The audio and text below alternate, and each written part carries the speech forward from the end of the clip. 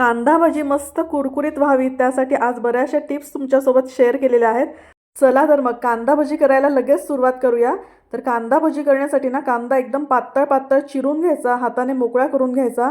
आणि एव्हा तुमचं लक्ष गेलंच असेल या माझ्या स्टीलच्या चॉपिंग बोर्डकडे. तर आज इथे मी अंजली ब्रँडचा स्टेनलेस स्टीलचा जम्बो चॉपिंग बोर्ड वापरलेला आहे. या चॉपिंग बोर्डला हँग करण्यासाठी पहा असं होल दिलेलं आहे. शिवाय इनबिल्ट मेजरिंग स्केल देखील दिलेली आहे.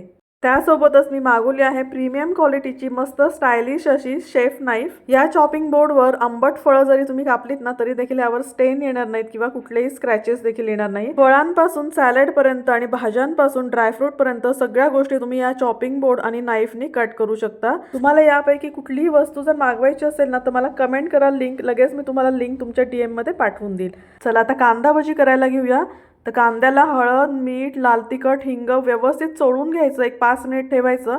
आणि यामध्ये घालायचं बेसन पीठ आणि कुरकुरीतपणासाठी तांदळाचं पीठ. हे देखील मिक्स करून घ्यायचं. पाण्याची गरज जर वाटली ना तर फक्त 1 चमचा पाणी घालायचं, त्यापेक्षा जास्त पाणी वापरायचं नाही. आणि लगेचच गरमागरम तेलामध्ये ही कांदा भजी मस्त अशी तळून घ्यायची. तर झालीत की नाही मस्त कुरकुरीत अशी कांदा भजी. रेसिपी आवडली तर लाईक, शेअर, कमेंट आणि फॉलो करायला विसरू नका. कशी झाली दाबा भजी? मस्त कुरकुरीत झालं.